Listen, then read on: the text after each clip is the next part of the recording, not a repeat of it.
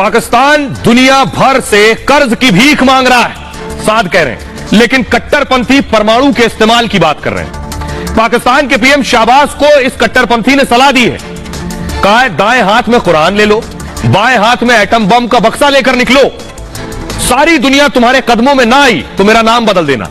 ये भी गिरफ्तार हो गए, ये भी गिरफ्तार हो गए। अब इमरान खान का नंबर है अगली गिरफ्तारी का, लेकिन इनको आप पहचानते हैं? ध्यान से देखिए, इनका नाम है शेख रशीद। भारत को बड़ी बड़ी धमकी देते थे। अगली तस्वीर दिखाइए। आज इनकी गिरफ्तारी हो गई। इनकी गिरफ्तारी होने के पीछे बड़ी वजह यह है कि क्या अगला नंबर इमरान खान का है। उनके सारे दाएं हाथ बाएं हाथ सब काट लिए गए, सब जेल में। अब देखिए, ये देख रहे हैं दोनों, इमरान के राइट हैंड और लेफ्ट हैंड खड़े, बीच में इमरान है।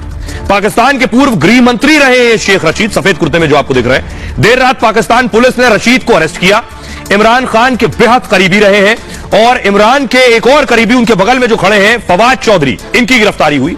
राजद्रोह के मामले में पहले फवाद की गिरफ्तारी की गई थी और फवाद रशीद के बाद कहा जा रहा है अब इमरान अंदर जाएंगे। रशीद ने जरदारी पर, अब रशीद की गिरफ्तारी इसलिए हुई क्योंकि ये रशीद ने कहा था जरदारी साजिश रच रहे हैं। जो जरदारी है वो आपको याद है बेनजीर के पति हैं, जरदारी बिलावल के पिता। इमरान खान की हत्या की साजिश रचने का आरोप इन्होंने कहा था जरदारी ने रची।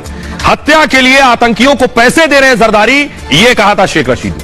जरदारी पाक विदेश मंत्री बिलावल भुट्टो के पिता है और शेख रशीद के खिलाफ जरदारी के समर्थकों ने केस दर्ज करवा दिया। उसके बाद पुलिस से पूछताछ के दौरान रशीद पलट गए। सोचिए, इमरान के कहने पर कहा कि मैंने तो इमरान के कहने पर जरदारी पर यह आरोप लगाए थे, इतने करीबी हैं। पुलिस पूछताछ में बताया कि उनके पास कोई सबूत नहीं, ऐसे ही बक रहे थे।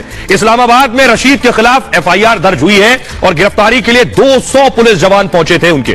इस्लामाबाद के पुलिस स्टेशन उन्हें शिफ्ट किया गया। उसके बाद 16 बार पाकिस्तान के मंत्री रह चुके हैं रशीद।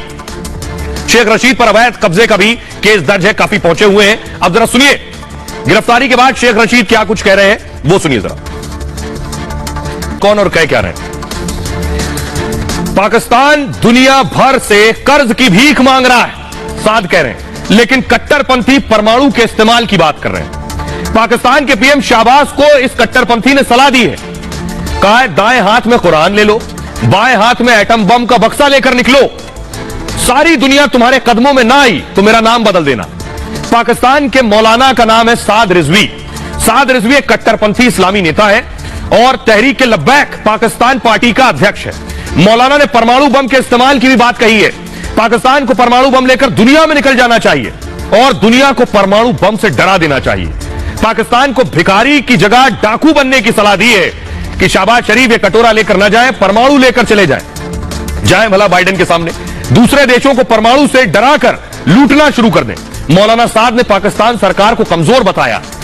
दुनिया के देशों से भीख नहीं मांगने को कहा है साद ने। मौलाना के पिता खादिम रिजवी तहरीक लब्बैक के अध्यक्ष रहे और खादिम हुसैन का आकस्मिक निधन हो गया था।